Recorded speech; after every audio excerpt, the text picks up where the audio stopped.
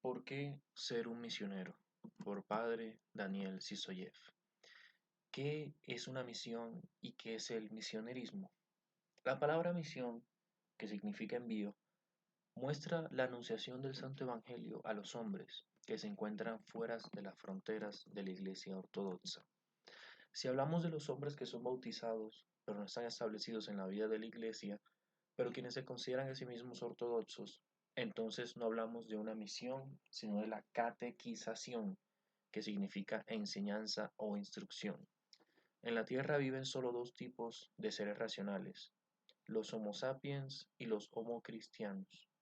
Entre sí, ellos se diferencian, así como entre los vivos y los muertos. El apóstol Pablo dice que a nosotros que hemos estado muertos por el delito de nuestro pecado, en el que nos encontrábamos mientras estábamos bajo el dominio del príncipe de las tinieblas, Dios liberó en Cristo.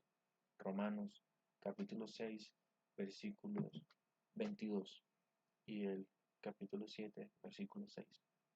Cuando un misionero se va a algún lugar a predicar, él elige el lugar en que el libro de los Hechos de los Apóstoles se llama el territorio de Satanás, el lugar de las tinieblas, el lugar del rechazamiento, donde viven los hijos de ira de Dios. En breve, a donde viven los hombres que son esclavizados y atrapados por el diablo. Un misionero se va al mundo que vive según otras leyes. Las leyes de los cristianos y las del mundo humano ordinario son completamente diferentes entre sí. Cuando nosotros participamos en la misión, nos encontramos en las fronteras entre tres mundos. El primero, el mundo de los hombres. El segundo, el mundo en las fronteras con el cielo, ya que los misioneros son los mensajeros directos de Cristo. Nosotros anunciamos la noticia de la revelación no pervertida a los hombres que no conocen la verdad y no saben qué es la salvación. Y tercero, el mundo en las fronteras con él en el aire. Los misioneros entran en el combate directo con Lucifer, puesto que el diablo no le gusta cuando sacan a las presas de sus garras. Las religiones tradicionales y no tradicionales. Lamentablemente, hoy en día, gracias al desarrollo de varias enseñanzas no cristianas, como por ejemplo el humanismo, los hombres sacaron una errónea y extraña conclusión, y es que todos se pueden salvar. No es importante si un hombre es cristiano o no, lo principal es que éste sea, entre comillas, bueno. Tales ideas contradicen a las Sagradas Escrituras, a la enseñanza de la Iglesia Católica Ortodoxa. Es más, ellas contradicen al sentido común y a la experiencia que obtenemos en nuestras vidas. Ningún hombre, quien sostiene cualquiera de las tradiciones heterodoxas, no puede contar con recibir esa salvación, la cual esperan los cristianos. Nuestra principal esperanza está en que nos salvemos del pecado, maldición y de la muerte. Recibimos el perdón de los pecados y la vida eterna. Llegamos a ser los hijos de Dios y nos encontramos cara a cara con nuestro Padre Celestial. Como dice el Señor, bienaventurados los limpios de corazón, porque ellos verán a Dios. Mateo capítulo 5, versículo 8. Esta es la esperanza principal de los cristianos, la salvación como el estado de comunicación con Dios, como el estado de teosis, como la resurrección en la carne y la vida eterna, frente al rostro de Dios, pues esa esperanza es desconocida a todos los demás hombres. Es interesante que en ninguna de las tradiciones religiosas precristianas existía la esperanza como resultado del encuentro con el Creador. Siempre era fatal, trágico, malvado o era algún tipo de daño. Los cristianos, diciendo que fuera de la iglesia no hay salvación, indirectamente confirman eso. ¿Qué pasa después de la muerte con los hombres que no recibieron el bautismo? Ellos se van al Hades. No existe algún otro camino para ellos, desafortunadamente. Cristo bajó al Hades una sola vez, en el gran sábado, y liberó a los hombres que vivieron antes de su nacimiento, pero lo buscaron. Todos los hombres que ahora no quieren aceptar a Cristo se pierden para siempre. Por eso, el misionerismo, es decir, la acción de hacer misiones, llevar la palabra de Cristo, en realidad representa la consecuencia directa de la caridad. Podemos vivir tranquilamente sabiendo que nuestros prójimos, parientes tal como los conocidos y los que no son, también los descendientes de Adán y Eva como nosotros, en un número grandísimo bajan al valle de la sombra de la muerte, y eso para quedarse allí para siempre. Si tenemos eso en nuestras mentes, pues nos va a interesar si lo que ellos confiesan es una religión tradicional o no. ¿Cuál es la diferencia si un hombre, entre comillas, tradicionalmente se ahorcó o, entre comillas, no tradicionalmente murió por la explosión de una bomba? De todos modos, él murió. Si un hombre se va al Hades, entonces no es importante si por eso confiesa el Islam o pertenece a alguna secta, por ejemplo, a los testigos de Jehová. Lo importante es que él se perdió, y eso es algo más horrible de lo que le puede suceder a un hombre. La noción de religiones tradicionales nació en los primeros siglos después del nacimiento de Cristo en la antigua Roma. Hay maravillosas hagiografías, es decir, vidas de los santos, por ejemplo, la de San Mártir Antipas, cuyo nombre se menciona en el libro de Génesis, y de San Carpo Equiapóstol. Cuando interrogaban a San Carpo, el gobernador le preguntó por qué él se alejó de la antigua religión tradicional de sus antepasados, la cual fortaleció el imperio, creó las normas éticas de esa sociedad, la cual es reconocida no solo por los romanos, sino también por los bárbaros, la cual se estableció gracias a la experiencia de muchas generaciones, también porque a él es necesaria esa nueva fe cristiana. A eso San Carpo respondió: nosotros respetamos algo no solamente porque eso es algo antiguo, ya que la maldad también es antigua, pero ella no merece ningún respeto. Para los padres de la Iglesia, nunca hubo alguna diferencia entre las religiones tradicionales y las que no lo son. Las Sagradas Escrituras difieren las religiones bajo solamente un principio. Una es la verdadera y todas las demás son falsas. Existe solo un camino que conduce a Dios. El Señor dijo: yo soy el camino, la verdad y la vida. Nadie va al Padre sino por mí. Juan capítulo 14, versículo 6. Existe un montón de caminos inventados por el diablo que conducen a la perdición. El Señor mismo dijo que los idólatras tendrán su parte en el lago que arde con fuego y azufre, que es la muerte segunda. Apocalipsis capítulo 21, versículo 8. Tanto los idólatras como los seguidores de todas las confesiones tradicionales van a ir al Hades, y la tradicionalidad, entre comillas, de sus creencias no les podrá ayudar para nada. Porque hoy en día cuando hablamos de religión, ¿existe esa cosa falsa y no vamos a ninguna parte? Porque la esencia de la cuestión no está en el tema de si cierta religión es tradicional o no. Lo importante es algo otro, si esta es verdadera o falsa. Los intentos de describir la religión como una institución social, y no más tampoco, conducen a un resultado distinto. Portarse así en la iglesia es inadmisible. Nosotros tenemos la obligación de vivir en paz con todos los hombres. Debemos cooperar con los representantes de otras religiones en las cosas que tocan la paz del mundo. Pero aquí se trata solamente de una paz formal, para que, como dice San Juan Crisóstomo, no hubiera guerra de todos en contra de todos. De ningún modo nosotros debemos perder a los hombres bajo esa propuesta. Si nosotros no predicamos a los tártaros y a los chechenos, porque ellos pertenecen a las, entre comillas, confesiones tradicionales, entonces expresamos una crueldad inhumana, diabólica hacia ellos. Aquí tendríamos entonces un racismo horroroso. Resulta que los caucásicos y los hombres de la sangre túrquica son indignos de la salvación a causa de su nacionalidad. Es una discriminación en el sentido más horrible de esa palabra. Motivos para ir a misionar. Precisamente porque nos compadecemos mucho de los hombres, nosotros intentamos salvarles.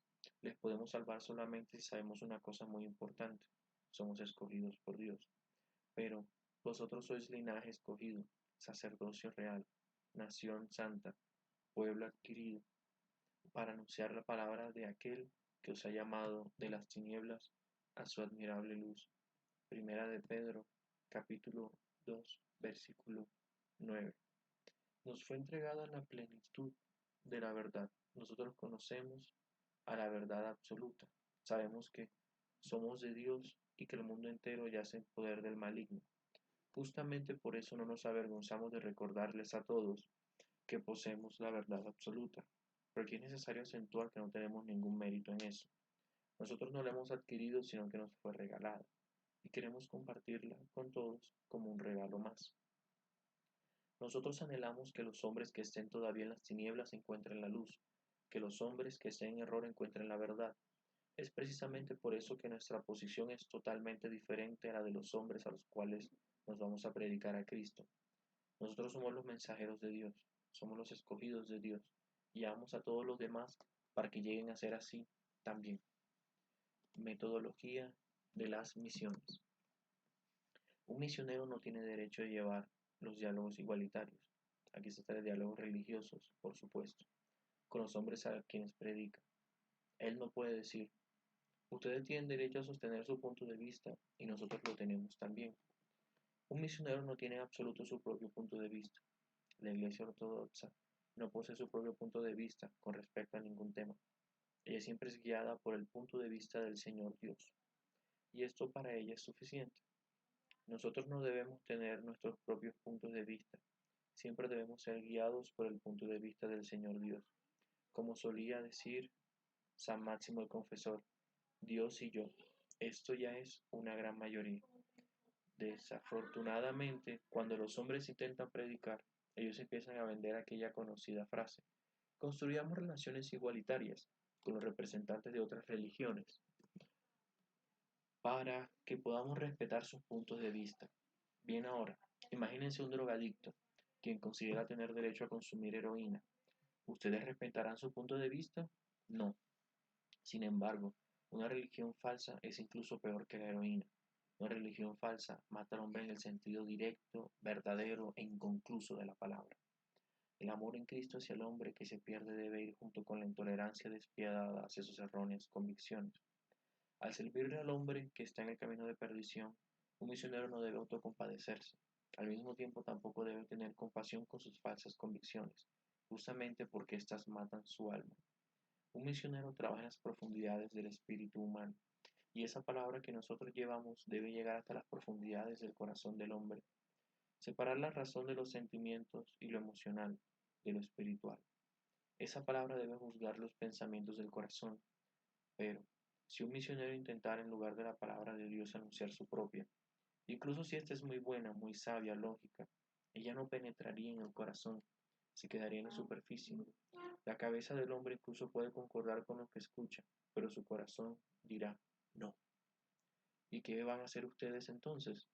El misionero se lo presentó al hombre todo en puntos claros y cortos, pero éste le dice, yo entiendo todo esto, pero no lo voy a cumplir porque no quiero y punto. ¿En qué consiste aquí el problema? En que el misionero se apoyó en sí mismo.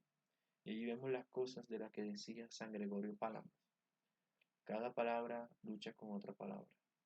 Pero ¿quién refutará a la vida? Nuestra tarea consiste en sembrar precisamente la palabra de Dios, pura, santa, en su forma genuina, apoyándose aquí en la fuerza de la palabra de Dios mismo. Yo tuve un caso, les voy a contar ahora. Vi un amigo wahabista, un checheno. Me dijo que soy un idólatra, politeísta, maldito, como siempre dicen los musulmanes. Durante la conversación yo le puse el tema en puntos cortos y claros.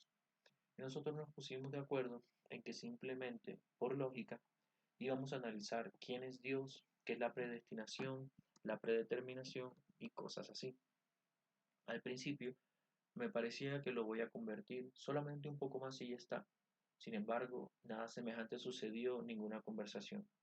Después nosotros simplemente empezamos a hablar tranquilamente, a analizar todo lógicamente. Analizamos, consideramos. Yo le dije, bueno, pues si nada más por lo menos este va a llegar a saber algo sobre el cristianismo, de repente él me hace la siguiente pregunta. Padre Daniel, ¿por qué no me propones que me bautice? ¿Qué esperas? Pues tú no dices lo que quieres. Él me contesta, pero yo desde hace tiempo tengo ese deseo.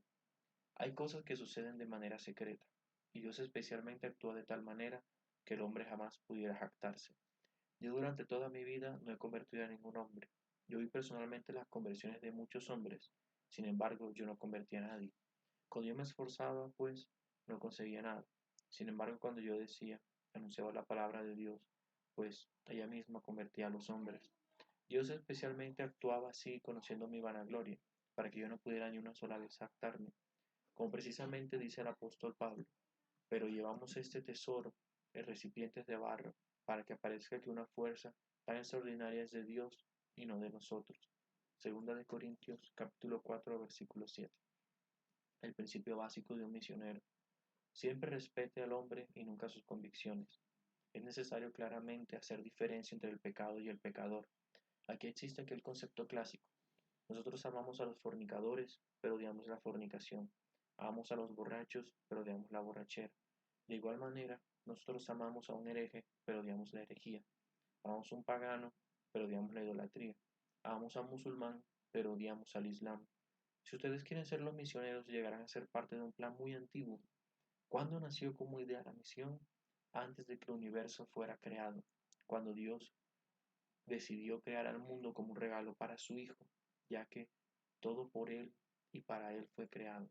Colosenses capítulo 1, versículo 16. Como es dicho en las Escrituras, Él quiso que el Hijo sea el primogénito entre muchos hermanos. Romanos capítulo 8, versículo 29. Y nosotros los hombres llegamos a ser servidores de la obra de Dios Padre y a traer a su Hijo a nuevos hermanos. La tarea de un misionero ortodoxo es atravesar este mundo con un peine denso y encontrar a tales hombres para los que la verdad es más importante que ellos mismos. Las armas de un misionero. La más poderosa palabra de Dios representa la más tremenda arma existente en el universo. Ella es más poderosa que las bombas nucleares, porque destruye toda la fuerza del diablo. Por eso, ella debe ser entregada inalterada lo máximo posible. Los misioneros deben hablar con autoridad, pero solamente con la autoridad de Dios. Justamente por eso dentro de un misionero hay un límite interior. Él está limitado en lo que está diciendo. Un misionero debe hablar de la siguiente manera. Yo no quiero saber entre vosotros sino a Jesucristo y este crucificado. Primera de Corintios capítulo 2, versículo 2. Esta es la condición principal. Un misionero no tiene derecho de hablar de algo más que el Santo Evangelio. Un misionero debe ser, como dice este mundo, un fanático estrecho de miras, aunque en realidad sea un sabio magnánimo. Él tiene la obligación de anunciar solamente la palabra de Dios, genuina y modificada. Hablar así. Dios lo dijo, cúmplanlo. Yo les advertí. ¿Lo entendieron? Pues precisamente entonces ese grandísimo poder de la palabra de Dios va a actuar por medio de un misionero. Cuando un hombre empieza a misionar exactamente así, entonces su vida comienza a cambiarse. ¿Qué dijo el apóstol Jacob? Sepa que él convierte a un pecador de su camino desviado, salvará su alma de la muerte y cubrirá multitud de pecados. Santiago capítulo 5 versículo 20. ¿Cuándo ya es necesario empezar a misionar? En las Sagradas Escrituras leemos la historia de un catecúmeno que era un misionero destacado. Se trata de Apolos. Él ha sido instruido desde los principios en los caminos del Señor, y siendo un catecúmeno, enseñaba a la gente sobre el Señor, incluso no sabiendo por completo la doctrina, sabiendo solamente del bautismo de Juan. A él lo corregían, pero no le prohibían misionar. Si un hombre en su corazón siente la vocación de ir y anunciar el evangelio del reino, pues debe empezar con su cumplimiento ahora mismo. Muchos hombres dicen, pero soy indigno de hacerlo, pues eso es verdad, y tú jamás serás digno de ello. Eres un hombre pecador que vive entre los hombres con las bocas impuras, pero tus ojos ven al Señor. ¿Cómo eso puede ser? Sí, eres indigno, pero sientes esa llamada. Así hay que decir, soy indigno, pero me voy, porque Dios me ha llamado a hacerlo, porque tengo compasión de los que están en el camino que lleva a la perdición. Recompensa de los misioneros. Un misionero es un tipo de coleccionista. Él recibe recompensa por la manera de vida que lleva. Primero, como un hombre cristiano, recibe 30, 60 o 100, dependiente de su estado, es decir, si es hombre familiar, viudo o virgen. 2. Como un misionero recibe no menos de 100, incluso aún más. 3. Como un hombre a quien persiguen por la palabra de Dios, recibe una gran recompensa en los cielos. 4. Como un pacificador. Un misionero en verdad ve una realidad completamente diferente. Él ya se encuentra en la realidad del reino de Dios. Él comienza a experimentar el reino de Dios ya acá en la tierra. Luego éste lo abraza en la eternidad. Los misioneros tienen un montón de amigos en el cielo, puesto que cuanto más ellos misionan, tanto más necesitan ayuda de sus predecesores, los santos misioneros, apóstoles, equiapóstoles, los venerables e iluminadores de las naciones. Estos llegan a ser para un misionero los parientes cercanos. ¿Se debe buscar la gloria? Claro que sí. ¿Quién entre los hombres normales no buscaría la gloria? Solamente, ¿para qué nos sirve una gloria temporal? Nos es necesaria una gloria eterna. ¿Y quién puede otorgar la gloria eterna? Solamente el Dios eterno.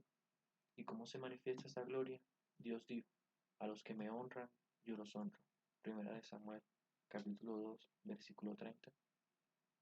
¿Y cuál es la mejor manera de honrar y glorificar a Dios? Obviamente no cuando estás solo. Convierte, por ejemplo, a unos 100 hombres y junto con ellos honra a Dios. ¿Cuántas veces más será más grande la recompensa de un misionero? Cuando un hombre se ocupa de la misión, él llega a ser más y más fuerte. ¿Quién conoce mejor la doctrina de la iglesia? ¿Un misionero o un hombre ordinario?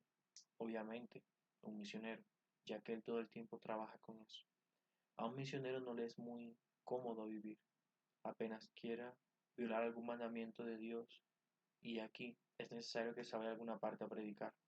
Ello obligatoriamente Dios actúa, así que él necesita hablar precisamente acerca de este mandamiento de Dios, el cual estaba a punto de violar. El Señor actúa de esa manera que por medio de los convertidos el mismo misionero crezca en el aprendizaje. El Señor irá elevando al misionero. Pero aquí existe una condición obligatoria. El misionero tiene la obligación de rezar. Claro, la misión misma le enseña eso. Si él no reza, entonces empieza a desanimarse, ya que le va muy mal y no consigue nada. Si un hombre intenta ser la boca de Dios Padre, pero no reza a él, no va a conseguir nada. Uno no se puede jugar con el misionerismo. Precisamente por ese misionerismo obliga a los hombres a rezar, especialmente cuando se encuentren en una situación. Y un misionero siempre vive en tales situaciones. Él siempre está entre tres mundos. Su vida está llena hasta los topes. Es muy fuerte. Él va acostumbrándose a apoyarse siempre en el Señor Dios. Apenas un misionero se aleja de Dios, el enemigo le derriba.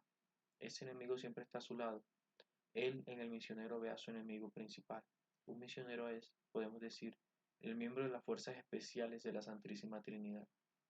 Un escritor notó lo siguiente: si quieres ver los milagros, es necesario ser un mártir o un misionero, puesto que la mano de Dios en verdad está cerca de ellos, la que actúa precisamente cuando uno está en la primera línea de batalla, cuando se prepara para atacar a las fuerzas de las tinieblas.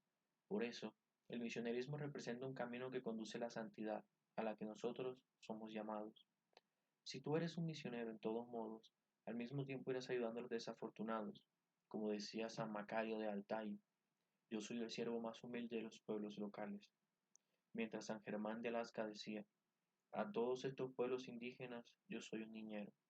Apenas comiences a predicar, tendrás la obligación de ayudar al hombre. Por cierto, el corazón también llegará a ser más suave. Este a causa de la misión se ablanda más incluso que las obras de caridad, porque el misionero tiene que entrar en el concepto personal con los hombres. ¿Acaso de verdad será posible ayudar a un hombre solamente a su cuerpo sin tocar su alma?